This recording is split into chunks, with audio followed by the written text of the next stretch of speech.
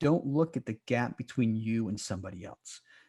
Because the fact is that, you came into this world naked and screaming, and so did they. They had to learn to get where they're at.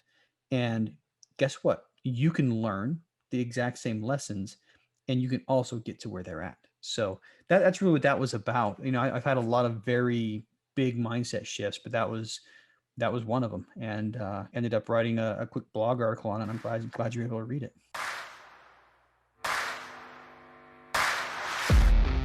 Welcome to the Real Estate Mindset Podcast, hosted by Eric Nelson and brought to you by Wild Oak Capital.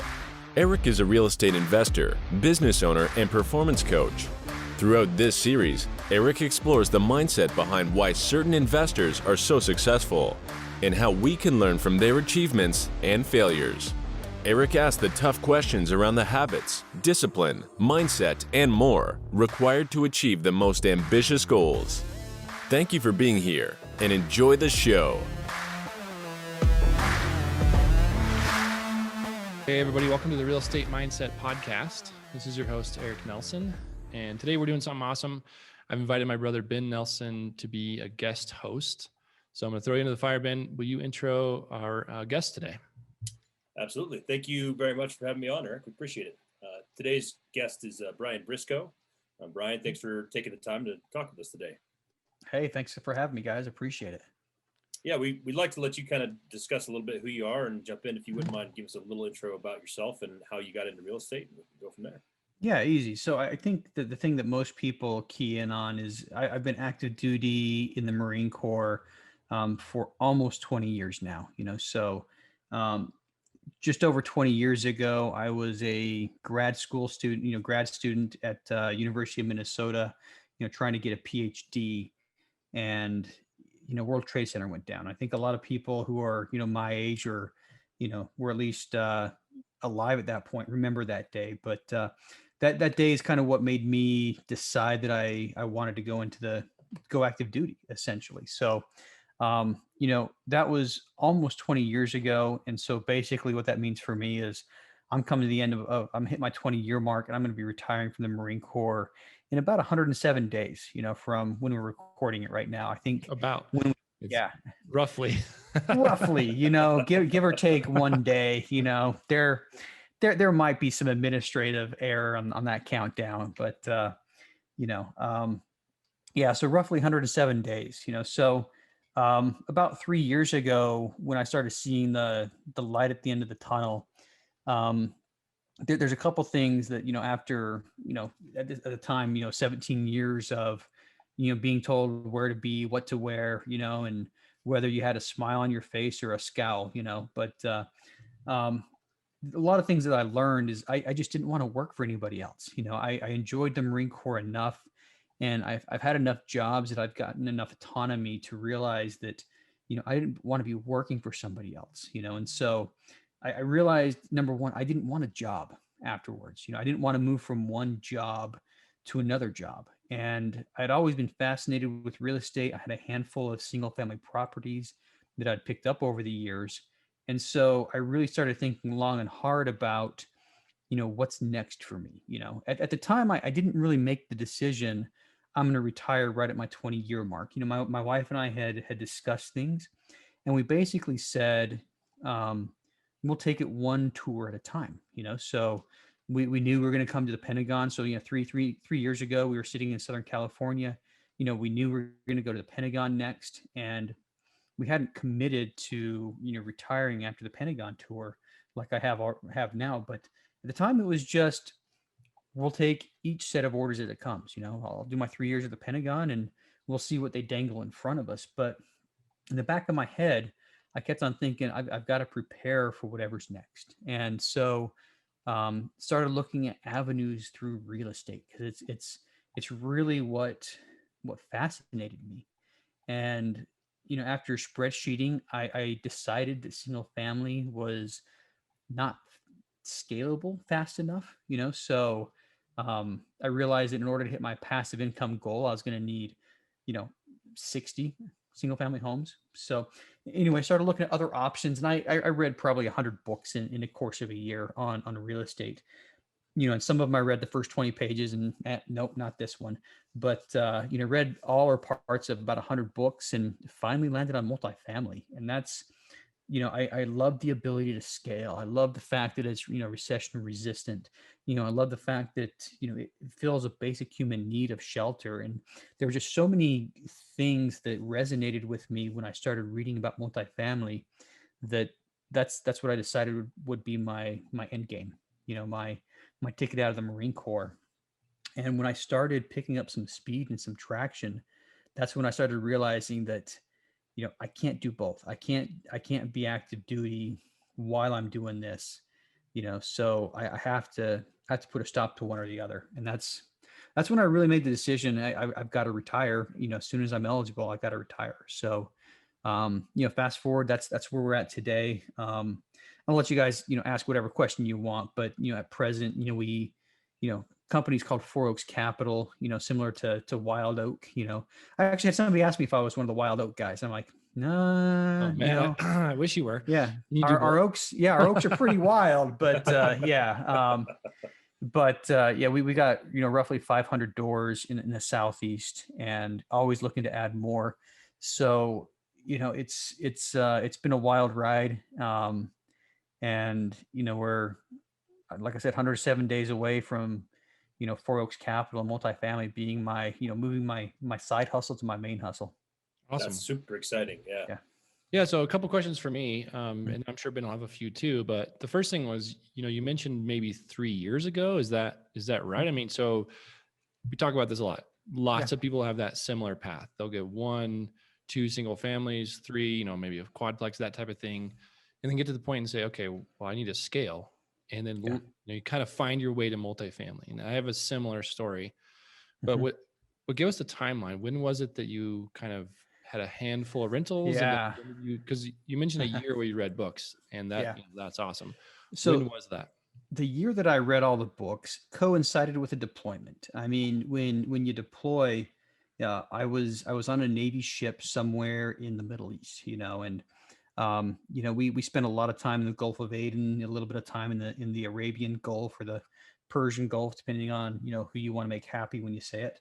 But between those two bodies of water, I spent about 7 months, and you're either super super busy or you're very not busy, and that was a deployment where I was very not busy. So that was late 2016, early 2017. I think October 16 to May 2017. And that was a period where I read about 100 books, so that was almost 4 years ago now. Actually, 4 years ago today, I would have been on the boat. But so that's where I was 4 years ago today. And, I realized that multifamily is where I wanted to go, but I lived in San Diego, and it's not the best place. Everyone always says that the best place to invest in is your backyard. And I'm like, not San Diego, we can't, we can't do it in San Diego. And so basically I made the decision to wait a year to find out where I was going next. At the time I didn't know if Pentagon was going to be the next. I was, there's lots of options on the table. And I made the decision to wait until I found out where I was going next to start my multifamily investing. And then we got orders to DC, and I'm like, geez, I mean, thanks Marine Corps, because the only place that could be potentially worse than San Diego to start a multifamily career is DC. But San Francisco, maybe. San Francisco, maybe, right? But there's nothing Marine Corps in San Francisco. But so yeah, I mean, end of the day, so it was just under 3 years ago that I moved here. So I had a couple of options on the table. My hometown, Salt Lake City. I started looking at places in Salt Lake.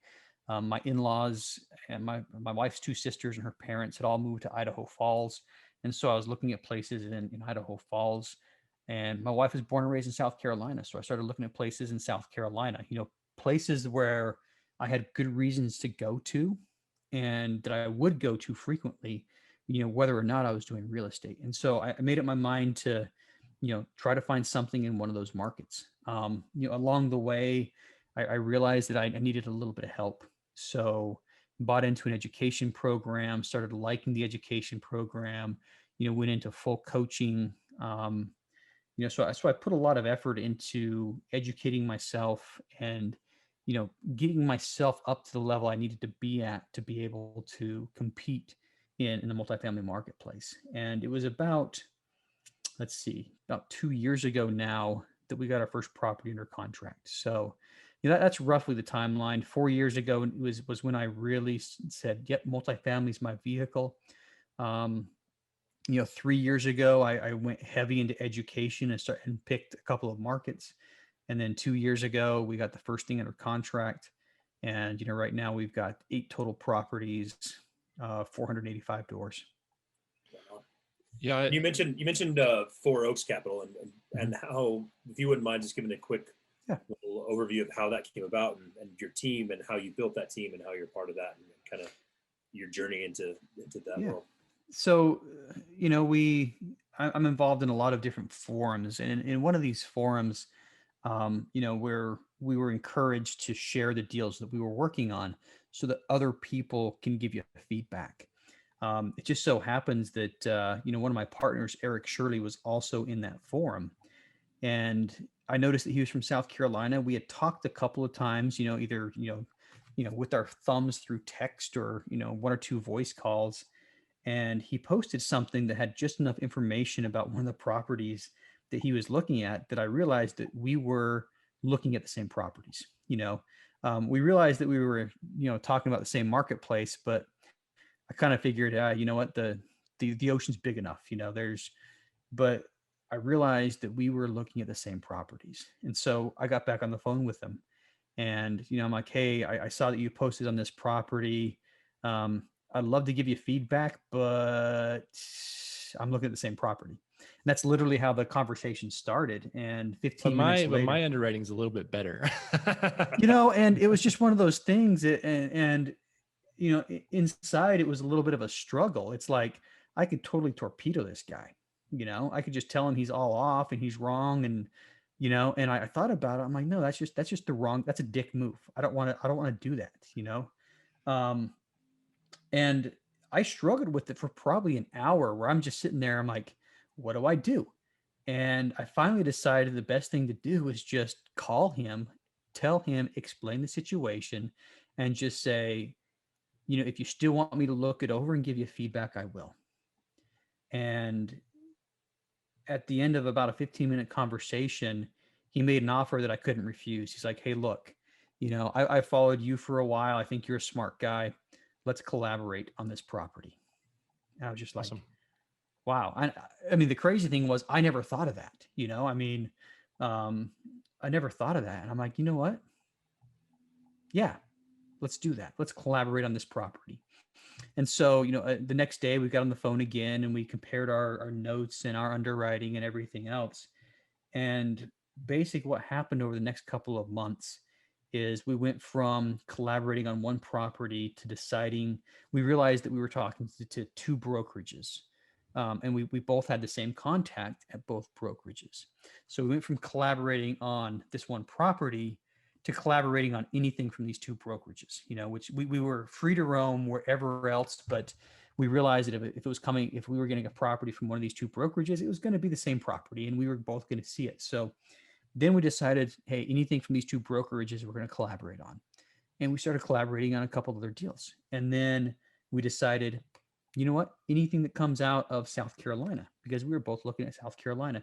And we gradually got to the point to where we decided that, we wanted to form a company together. So, this happened over probably 4 to 6 months.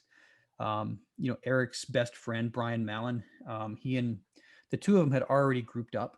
And so when I agreed to partner with Eric, I was, agreeing to partner with Brian as well. And when we got the first deal under contract, we kind of looked at what we would need to get it across the finish line.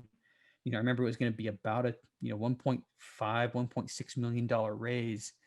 And we all compared notes and we were like, hey, would be a little bit comfortable if we had one more guy in this deal with us to help raise capital.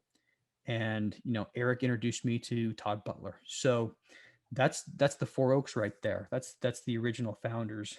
But let's see, today's Today's April 12th, and I know it's not going to air for another month, but as of 10 days ago, we brought on a fifth partner, a guy named Kranti Panam. He's an amazing addition to the team. He's somebody that's had a couple of successful businesses, and we're just excited to have him on the team. So that's number 5. And he started out as one of our investors, and basically he was one of Todd's friends prior to, and he invested in a couple of deals with us, and eventually our interests aligned enough that we decided to bring him on board. And so that's it. So Four Oaks Capital started with 4 original founders, hence the name, and now we've got 5. That's awesome.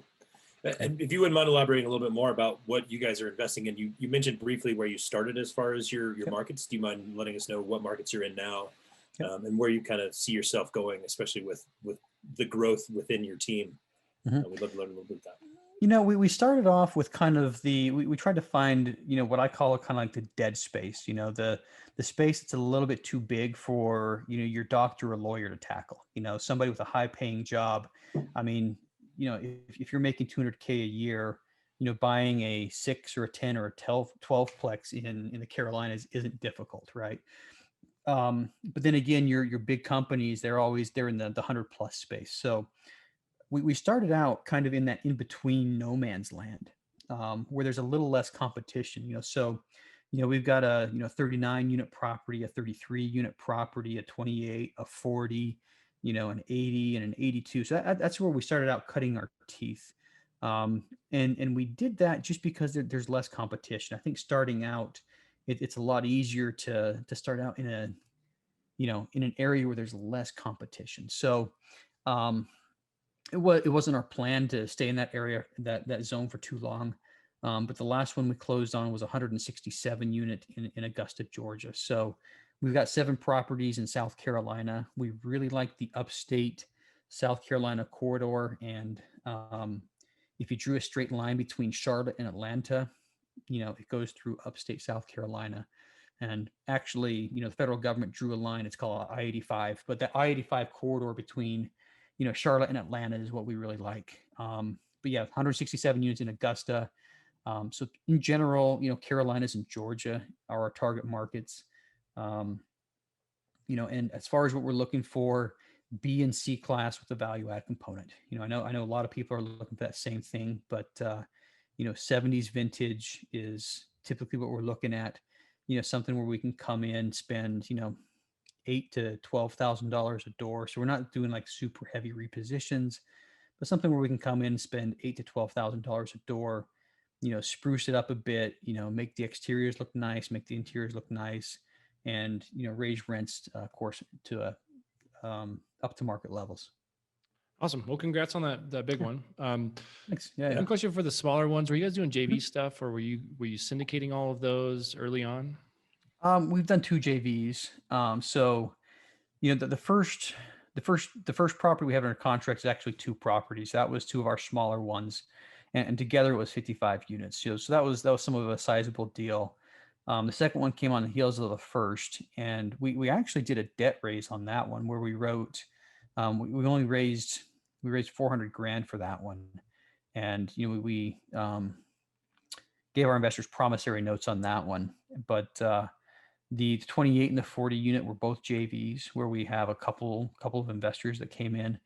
And then the other ones are syndications. So the 280s, are both syndications as well. And the 167 is a syndication. Yeah. I think there's kind of a threshold where it starts to make sense to syndicate. And that's kind of what I was asking. Under 50, you kind of, it depends on the market, of course. And just for our listeners, JV stands for joint venture, which is a different kind of setup. A syndication, you're kind of bringing investors' money and pooling it together. JV sometimes looks quite a bit different. And it's also, it's not regulated by the SEC. So it's kind of a different way. So that's just for our listeners. But awesome, Brian. So one thing I want to say before, and we should have said this long before, is thank you for your service. So, I had it in my notes to say that early on, and we just kind of dove right in. Well, hey, great part is it's a podcast. And so you can just like snip that little part, put it at the very beginning, and there you go. Winner, right? I don't think we will. I kind of like this. We'll roll with what we have going right now. Yeah, Yeah, that's for sure. fine. Yeah, No, I but, can say I've done that once or twice before. oh You yeah, know, yeah. but I think we've yeah. all done that. In fact, one, and I hope this doesn't get snipped. Actually, one of them, I even said the wrong podcast name. I said, and I was like, oh man, hopefully editing does a really good job, because that's actually one thing that I have learned how to do, but I'm not good at it. So that's one thing I'll let someone else better Oh, equipped geez. handle Yeah, that. I outsourced my editing after the first couple of weeks. I mean, It's a skill, no doubt. yeah, definitely. So, and once again, I got to the point to where I was good at it, but it was sucking up so much time that I started realizing that we weren't going to close on any other properties if I was spending my whole time editing. So You're ignoring the pipeline. You're like yeah, hitting ignore on the broker's emails to finish. yeah, The it's just one of those. Yeah, and I realized I realized doing that, and that was the first time that I really started outsourcing stuff. Up until that point, I was very much I can probably do a better job than anybody else, so I'm going to do it. And that was the first time where I really, really realized that paying somebody else to do something, you know, if they can do it almost as good as me for a lot cheaper, and it lets me do more important things, then I need to do that. So yeah, we started paying someone to edit our podcast probably around episode 12 or so. So I probably did the first 10 or 12 episodes by myself, and I was very happy to unload that. It's like, all right, I don't care how much you charge me, just don't rip me off. So, just yeah, do a good job. Yeah, just yeah, do it. do it. Yeah, make me happy that I'm paying you money, and there you go. So Well, I gotta say, I think you're a better editor than me, because not only is it worth it to outsource it, but I think they're significantly better. So kudos on your editing skill, because I do not have that. yeah. I mean, yeah, there's some things, and it was more of there's a certain way I wanted things done, and quite frankly, I think at first I was probably, I probably didn't really know what I wanted, and I was probably a horrible person to, be in business with it from that aspect, because, I kind of knew what I wanted, but I had a hard time explaining it, but anyway, it was a rough couple of first weeks trying to smooth things out and get it done. But, and I insisted, and this is lesson learned. I insisted on, listening to everything before I let them post it and make it go live, which, after about 3 episodes, I started realizing that, yeah, these guys are better than me, and they do this for a living. So yeah, absolutely. I'm just going to let them do it. And pretty soon it moved on to you know what, just post it. And if somebody complains, I'll let you know. Yeah. So actually, 3 guests ago, Kyle Mitchell, he owns APT Capital Group, and he has 2 podcasts, and he said he listened to his first maybe 100, and he's like, I listened to him, and then eventually you just give up. You say, all right, I got to trust that they're going to do their job.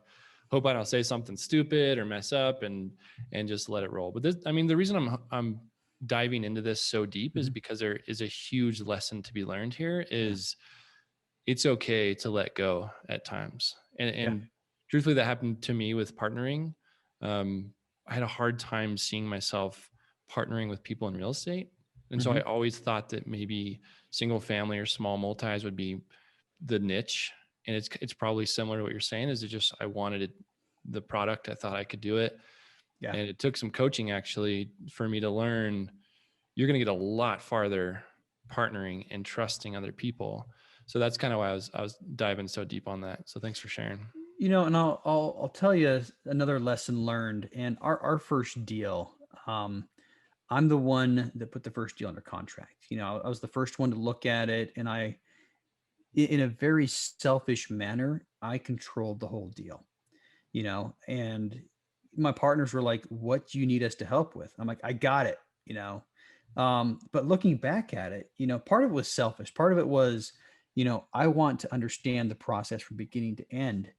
Another part of it was, it was a new relationship with my partners, and, maybe I didn't have 100% trust in them, but it wasn't until like deal number 3 or 4 that, one of my partners just like, dude, you've got to let us do something, and it's all right, and eventually, and this wasn't a happy conversation for me.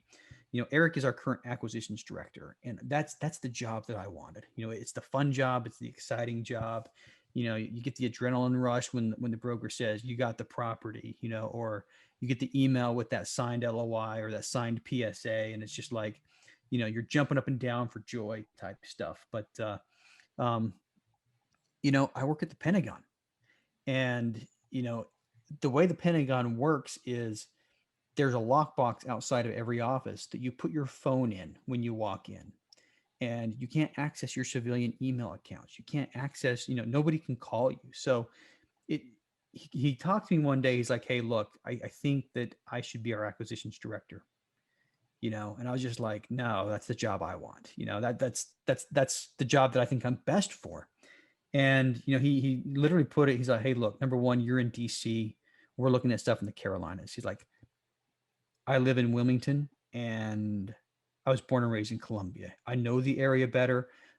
I live in the area that we're investing in. It's like, you're an 8-hour drive away, number one. And number two, you're in the Pentagon. So from 8 o'clock to 5, nobody can get a hold of you, and he was absolutely right. But so end of the day, I ended up, I was a little pissed off. It was like, hey, I imagined myself being the acquisitions guy for the company. But end of the day, I really had to think about it. I'm like, he made some really solid logical arguments, and there's no two ways about it. He's right. He's in a better position to do it. He's got more time during the day to do it. And most of I'd get an email from a broker at 9 a.m. I wouldn't see it till 5. And I send an email, maybe do some underwriting overnight, but and then I'd send an email late at night, and then it was like a 24-hour process to get questions answered, where he can just pick up a phone and call, or send an email and get an answer back, or a text and get an answer back in 20 minutes. So anyway, that was something that I had to also let go of. Was I want to be the acquisitions guy to, all right, we have somebody in our team who's equally as good, and frankly right now he's a lot better than I was, but who maybe has a better access to it. Awesome. I mean, that's really cool that you gave in, because it's a very smart person has a hard time saying, yeah, you can do it better, or yeah, you're right. And so that's another amazing mindset snippet here that you gave, is sometimes you got to take a step back and look at the full picture, and sometimes you're wrong. I mean, that's just all there is to it. And so good on you. Yeah. So let's kind of jump on to your podcast, which you've had some awesome guests. So I kind of want to pitch it here. Diary of an Apartment Investor. Is that what it's called? That's it. Yep. Nailed it. Cool. So I just want to make sure I got it right. I mean, I knew it, but yeah. on the spot, am I? I mean, anyway. Every once in a while you just, say the wrong podcast name, and, it happens, Diary of an Apartment Investor. That's a fun story too. We were at a conference. We decided to do a podcast, and literally, 30 different people at that conference told us, yeah, we're starting a podcast. We're starting a podcast. We're starting a podcast. So we went back to the drawing board, and we realized we had to do something unique. So slightly different format. We bring on, an aspiring investor and an experienced investor on every episode. Yeah, I love that format. Yeah. I mean, and I've actually had some people text me. Jens Nielsen, for example, was on your podcast, and he texted me and said, I love this format. So I actually kind of took a page out of your book to bring Ben on here. Not that he's the, aspiring investor, but it's more like, even though he is, that wasn't the intention. It was just to have a second person was a really cool format that we kind of stole from you. But anyway, I didn't mean to jump in, but yeah, it's a great format. And it's fun too, because, not only I bring 2 different people on every episode, and Jens was very impressive. I was super impressed by Jens. I matched him up with a guy named Alex, who is also very impressive. So I've got a lot of up and comers that are, absolutely going to crush it in this business. And they're asking questions to guys like Jens who are doing extremely well. So that's, it's It's basically what we came up with when we realized we had to be different to be able to get attention in a very crowded marketplace. Yeah, and I also like the shorts that you do. I don't know what you call them, but like the shorter episodes where Yeah, you yeah. dive into a topic, and that's super helpful too. Because sometimes, you only have 10 or 15 minutes, and it Hmm. works really well. So I like Yeah, that as well. yeah. Well, We, you we mentioned call early on. good. Oh, sorry. Go ahead. I was gonna say we call them multifamily briefs, but I mean just as simple as you can get. But go ahead, Ben. Sorry that. No, you mentioned in your initial kind of getting you into the market and learning a little bit. You mentioned education Mhm. and that you Yeah. really invested in education. And in the pre-show, you mentioned that you were starting your own education program. You're Hmm. kind of diving into that. Do you mind elaborating a little bit more about not only just your podcast and how you're teaching sort of and bringing people up through that, but what your kind of Yeah. next phase is for education? We'd love to learn about that. I've always loved teaching, and I think Eric's the same way. What I didn't mention about my story is, I was in grad school to become a college professor. So teaching has always been something that I've enjoyed, and I've had a lot of people, reach down and extend me a helping hand to help us, get up to their level. And so yeah, we're trying to do exactly the same thing. We're trying to create a community, where people can come together and get what they need, and part of that's education. So I've read, lots and lots of books. I've listened to, countless hours of podcasts myself. And, now we've actually been in the business for 2 years. We've put out dozens and dozens of LOIs, and oh, by the way, released episode number 120 of our podcast today. So, all Congrats. through that, I'm not like, the Michael Beckers of the world who's, have $1 billion of portfolio and been doing this business for 15, 20 years. But I think we can definitely reach a hand down and help people at least get across that first deal hurdle, and set them up for success once they have that first deal under their belt. So, I mean, a large part of it is going to be, the education portion. But what we really want to strive for is a community built around that, so you can come into the community, you can learn, you can network, and if you brand yourself as a deal finder and analyzer, you can find people to help you raise capital. So somewhere where basically you can get everything you need. If you need somebody to come in as a KP to help you, get that first loan, there'll be people in the group that can do that. So that's really what we're looking for. We call it the tribe of titans, and you know basically, as soon as I'm done with that education arm, or at least have it up to the level where we think we can release it, we'll release it. Target date set for July 1st, but we're not going to be asking a whole lot. It's a pay to play like everyone else is doing. Not going to ask a whole lot of money, but it's we just want to build that community and have people learn and grow and thrive. I love that. I love the name too. Tribe of Titans. That's Yeah. That amazing. is cool. Yeah. We'll look for it to come out. Yep. Thanks for pitching it. Yeah, man. So one question, I'm going to kind of shift gears here a little bit. One thing I wanted to ask before we get too deep into this was, is there some tips that you, or mindset things that you can use from the military that you've taken into real estate, and also that our listeners can Mhm. learn from as well? Yeah, I think part of it is just the thing that helped me out up front was, you never give up. It's we breed Marines to be, mission accomplishment comes above everything else. And to be successful on the battlefield, that has to be first and foremost on your mind. you know um you don't think about whether you're going to come back or not. You think about accomplishing the mission. And sometimes it keeps you from thinking about whether you're going to come back or not. But so when I came into this business, there was I am not going to fail. I am not going to look for another job. It would have been really easy for me to hang up the uniform, on July 28th and walk back into the Pentagon on July 29th in a business suit, right? But I realized that's not what I wanted, and I put my mission on the board.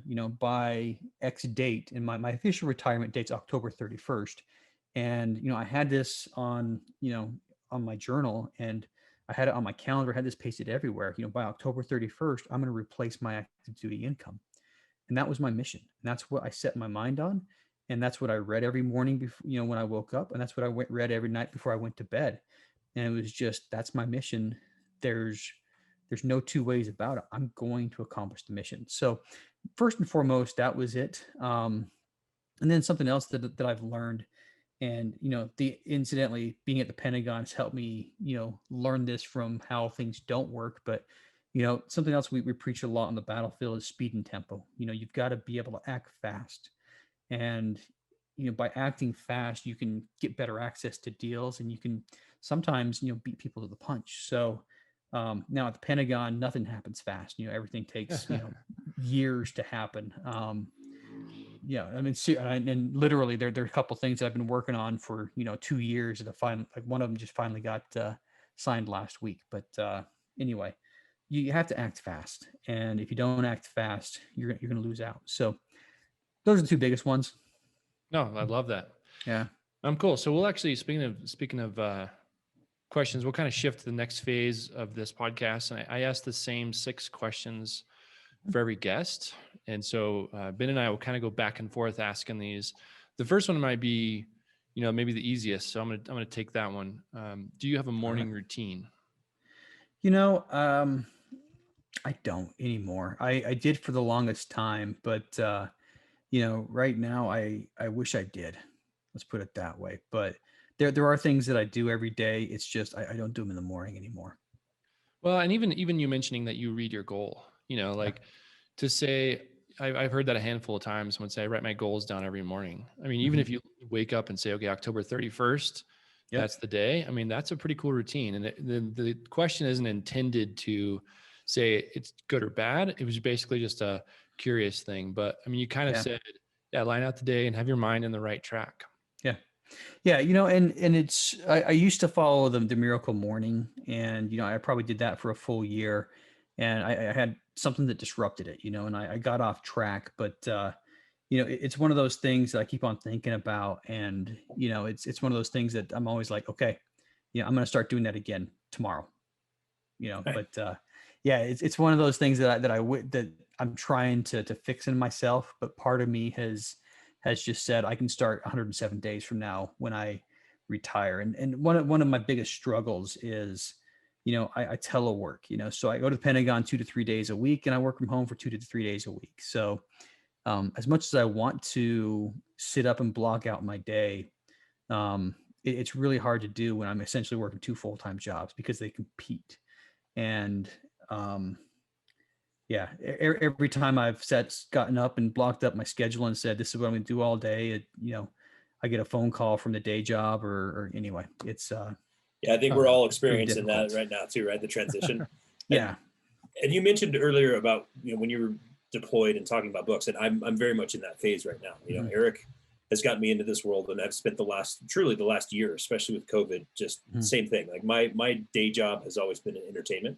We produce large outdoor action sports events for the most part. And so when COVID came around, that really went away. And so really taking some time to readdress. And so learning and reading and absorbing as much content and just listening to people like yourself who, kind of have blazed the trail for a lot of us that want to jump out and jump into this multifamily space. Awesome. Do you mind elaborating a few of the books that really helped you? You mentioned like some of them were 20 pages and done, which I fully understand, but there's a couple I'm sure that stand out in your mind.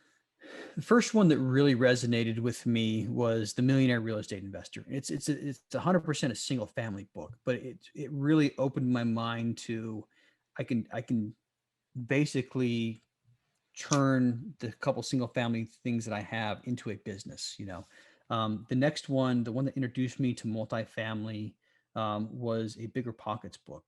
How I bought a 24 unit apartment building and for almost nothing down, or the title, something like that. It's like a really long run-on sentence of a title, but that's what opened my eyes to multifamily. And quite frankly, I accidentally bought it, downloaded to my Kindle, and like, apartments, what? But I read it because I read through all the other books that I had. And then I think the next one is Hunter Thompson book about capital raising. And those are probably, the 3 books that for me really lit fires and really shifted mindset.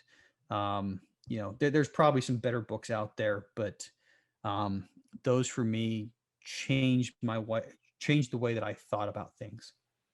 Yeah, I mean, that's the point of the book, right? I mean, it's like Yeah. if a book impacts you in such a way that it can shift your mind, Mhm. that book was incredible That was it. to you at the moment, right? And Yeah. sometimes that's how it is too. It's just in the moment. So I've heard that Hunter Thompson book a handful of times. I really, really need to get it. Unfortunately, my list is growing. I mean, or Yeah. fortunately, I'll say. Yeah.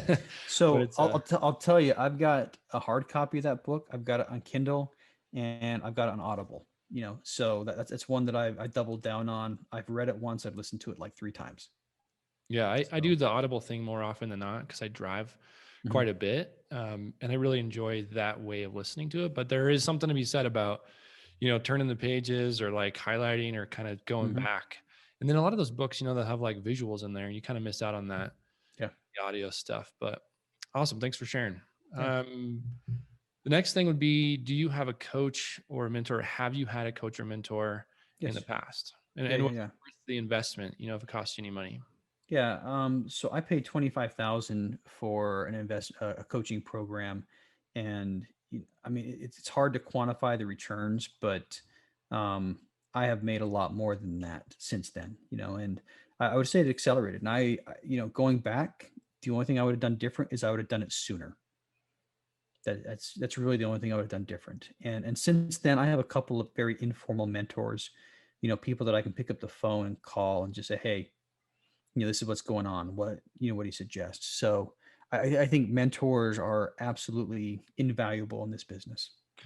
Totally agree. I've been sold so heavily on coaching because of my own experience. Mhm, I a lot of people will say $25,000. Oh my gosh, that's an insane amount of money. But like you said, the return is just absolutely worth it. I mean, there's all sizes and shapes of programs out there, but that's mhm. the reason I asked the question. It seems like I've never heard anyone say no. It It's wasn't a worth waste of time. yeah, it's So like no, because if it's an investment, one, you're gonna go after it mhm, because it's an yeah, it's a commitment, is yeah. what it is. And It is an absolute commitment. the other thing is this is a mindset podcast. And for Mhm, me, every time I am with a coach, my mind is like, wow, how can I get a little better every time? And then the other thing that you mentioned was the there's a book called "You Were a Badass at Making Money." I think Jen mhm. Sincero wrote that. Yep, I've And seen it. there she talks about that. Like she Yeah. is a coach herself, and the investment in yourself is always incredibly worth it. So that was I appreciate you being so honest. So here's something else that's a mindset thing. All right. If you're not willing to pay $25,000 for a coaching program and write that big of a check, how are you going to ask people to write a $50,000 check to invest in you or a $100,000 check? If you're not willing to invest 25,000 in yourself and you're trying to syndicate, okay, eventually you're asking other people to invest that money in you. So, I mean, bite the bullet, write that $25,000 check, take the coaching, do it. And that way it's going to be a lot easier for you to ask somebody to invest in you. Yeah, and I think it builds your community as well. I mean, part of Mhm. it is it plugs you in. I mean, it's there's just a lot to it, that I really, really enjoy. So again, I Yeah. appreciate you being honest and vulnerable with that because it's a lot of money, but Mhm. appreciate your honesty. Yep. It's funny you say that the response is that you would have started sooner. I think that there's one thing that I've listened to lots of people that I respect in this game that they always say, I wish I would have started sooner. I wish I would Yeah. have jumped in. I wish I would have bitten the bullet and started sooner. Yeah. 2010 would have been a great time to buy multifamily. But, Yeah, I think about 2009, I've been kind of learning yeah. reading, and then 10, Yes. yeah. Yeah. So, yeah, I missed that one, but, I'll be ready for the next one. Well, with that, I'd love to kind of go the opposite direction. And from Mhm. what you've learned, and I know that you're jumping in here, you say it would have been great to start in 2010, or would have been great for this. Is there something that stands out as far as either a mistake or a missed opportunity or something that has happened along the way that you've learned from that you can share with the audience? Yeah, a lot of missed opportunities. I was talking to a friend of mine, somebody who actually really helped me and inspired me, about 3 hours ago. Just, called him on the way home from work today. But we were talking about a couple of deals that we almost got, and one of them in particular, the broker had told us that the owner wanted 4.4 million on, and we offered 4.1.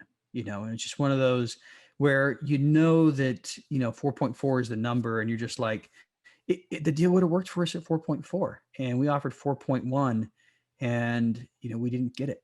It's just one of those things where sometimes, and it's in hindsight's 2020, but I mean, and it's really got me thinking, do you really want to play the game of countering, back and forth, and in the grand scheme of things, we offered 4.1 to hopefully settle at 4.3. But in the grand scheme of things, is there a huge difference between 4.3 million and 4.4 million?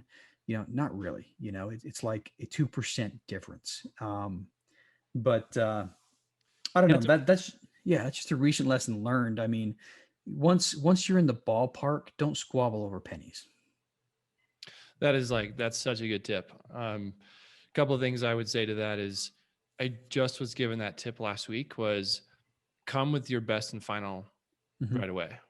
Because in this market right now, there's not a lot of haggling typically. It's because you Mm-hmm. have that mindset of like, okay, it's like this, single family game 5 years ago where you're going to go up back and forth and your brokers are going to talk. It doesn't seem to be that way. And that was the tip that I was given was come with your best number. And it has to be what works for you and your investors, but you have Mm-hmm. a much better shot. They're not going to try and haggle Yeah. with you because someone else is going to offer that 4.4, 4.3, right? And they're not going to counter and say, hey, can you do 4.3 and a little more? They're just going to go with the group, assuming they think they can close. So great tip. Appreciate you sharing that. No, And I'd like to, go ahead. go ahead. No, I was gonna say we're still in the game on that one. It's just that we Right. probably could have had it locked down, a week ago. But yeah, that's the one that's been on my mind lately. Yeah, hopefully you jump back out there. 4.5, does it work for your investors? Yeah, we'll see, right? Yeah. So, yeah, I mean, I'm almost at the point where I'll put 100 grand of my own money in just to make that one work. But anyway, Yeah, that's awesome. No, yeah. and to kind of open up here. So Ben and I, it's a different game, of course, but we are closing on an eightplex here in next Friday. So, hopefully we'll have this closed by the time this airs. But that kind of happened along the way too. There was some negotiation. We found some stuff in inspection time, and they came back with kind of their offer, and we just said, okay, that's fine, because Mhm. it's not worth squabbling over 5 or 10 grand. And the eightplex works. It's a great deal. Mhm. We're excited about it. It's like we'll look back and be grateful we did because they could have walked. I mean, it was like Mhm. on the edge a little bit. So yeah, pretty much we'll take your offer and run. So a little bit different scale, of course, price wise, Yeah. but it's the same lesson. It's the same thing in the math as well, too, right? It's like knowing what you can actually accomplish with your numbers and where your safety zone is, and being conservative enough that nobody has a crystal ball, nobody knows what's going to happen tomorrow, but being smart about, hey, this is our threshold, we're Mhm. comfortable going here, and not talking ourselves in or out of it, but just being clear on what the numbers say. Yeah. Yeah. It's a lesson that we've actually learned many times, and eventually maybe it'll stick. But yeah, we'll see. Sounds good. We'll come back and listen to this podcast here in May, and then you can. Yeah. Okay, so the next question would be: we've kind of done a lot of this, but I always ask it anyway. Is what's a mindset tip that you can give someone starting out? And I'll couple this by saying that I read a blog post that you wrote. I think you titled it "Never Mind the Gap," Oh yeah. and it was basically saying, hey, don't be afraid to be a beginner, because everyone is at some point. So I didn't want to answer your question for you, but Yeah. the reason I tied that in is because what mindset tip can you give someone who's starting out? It doesn't have to be starting out in real estate maybe, but like trying to take a leap Mhm. because you've come so far. So if you can share with our listeners a tip. So that blog article, was basically one of the mindset shifts that I had. And I think, for me, that gap and what that gap is in the article is um, the difference between you and the other people you see around you that are successful. I showed up in a room of crowded investors, and there are people who had thousands of doors. And I remember once thinking, there's no way that I'm going to be at their level, and to me, that was the gap. And the mindset shift that I've had, it was somebody at a conference who put his hand on my shoulder and says, you can do this, you're good enough. It's like the Stuart Smalley from old Saturday Night Live. You're good enough, you're smart enough, but don't mind that. I mean, the mind the gap part comes from like the British metro system, but it's one of those things that don't look at the gap between you and somebody else. Because the fact is that, you came into this world naked and screaming, and so did they. they had to learn to get where they're at. And guess what? You can learn the exact same lessons and you can also get to where they're at. So that's really what that was about. I've had a lot of very big mindset shifts, but that was one of them. And, you know, ended up writing a quick blog article on it. I'm glad you're able to read it. Yeah, really enjoyed it.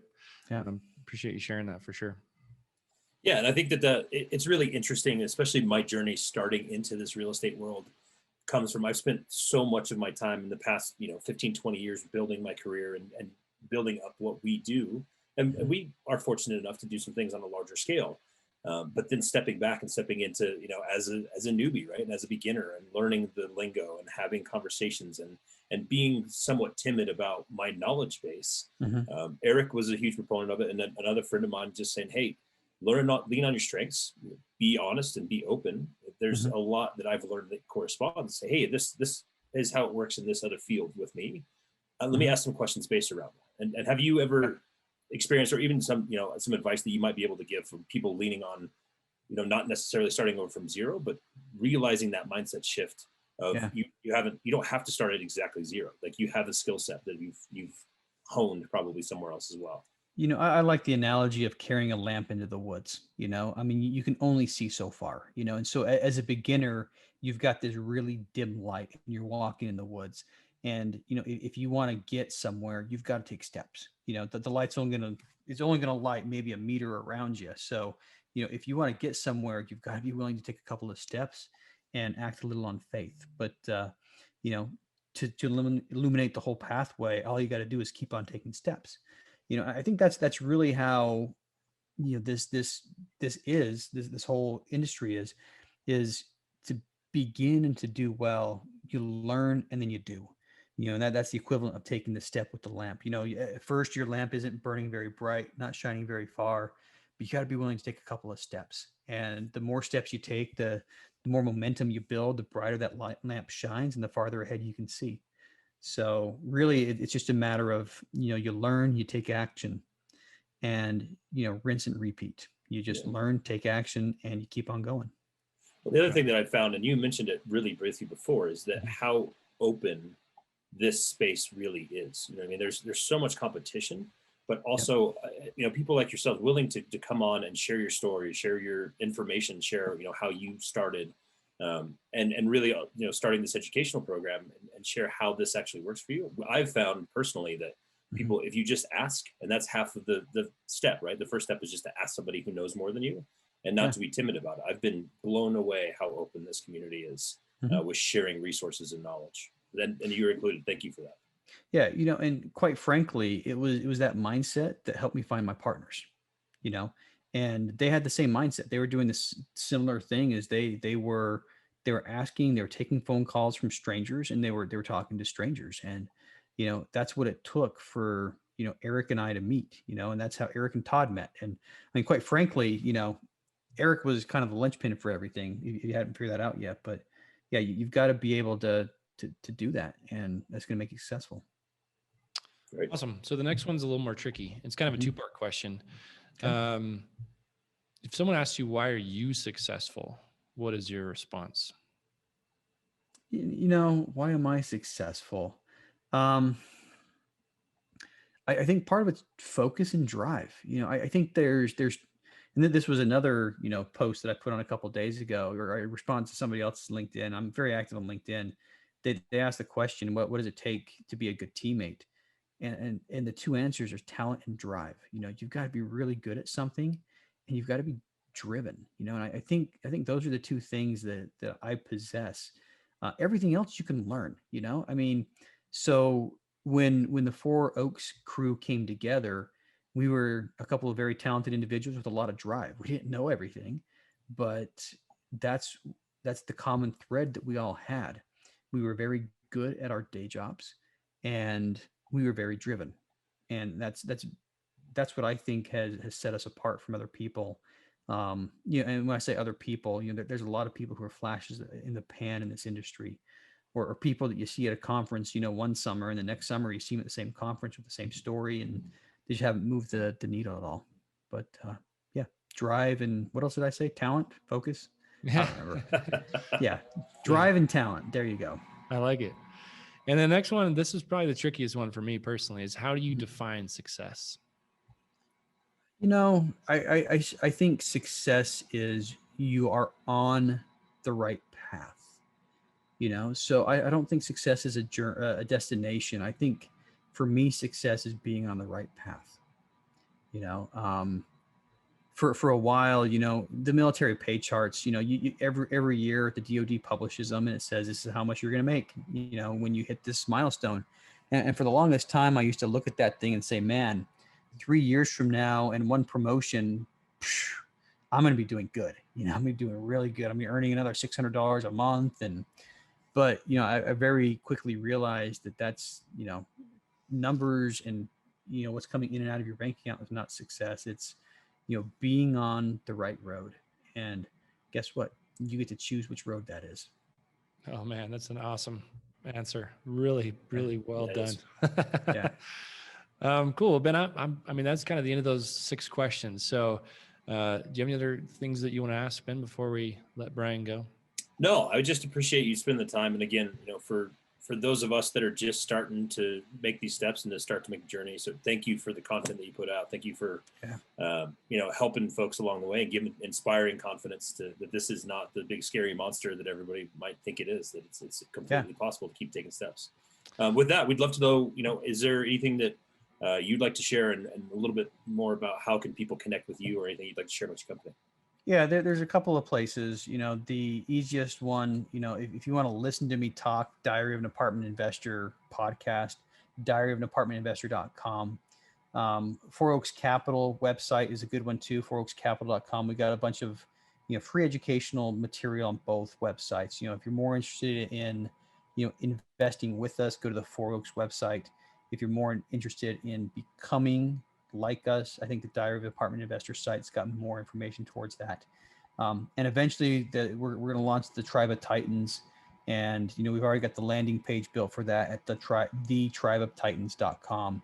So, pick your poison, I guess. But actually, that's probably not the best way to say it. Pick your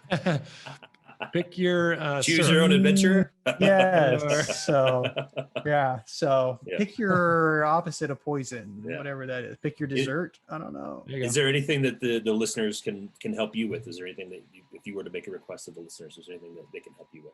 Really, it's what are if I could speak to a listener, just figure out what you want, and if I can help you get there, contact me.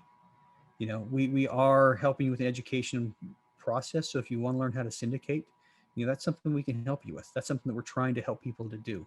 If you're somebody and you're looking to invest in a property in the Southeast and our business plan matches your investment goals, contact me.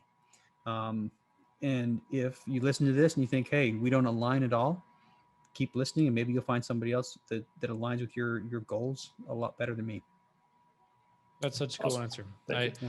Yeah, exactly what Ben said, Brian. Thanks so much. We'll look for Tribe of Titans. I think that's an awesome name. We're excited to see it come. So I'll kind of watch it and wait for it to come out and reach out when that happens. But awesome. Thank you very much for your time. Really appreciate you being here.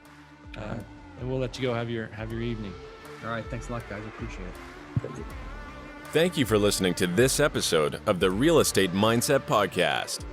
If you've enjoyed the content today, please follow this show wherever you listen to podcasts. And don't forget to head over to wildoakcapital.com for more information or to connect with Eric directly. Please take a moment to leave a review or tell a friend about what you've listened to today. We hope you'll tune in again soon.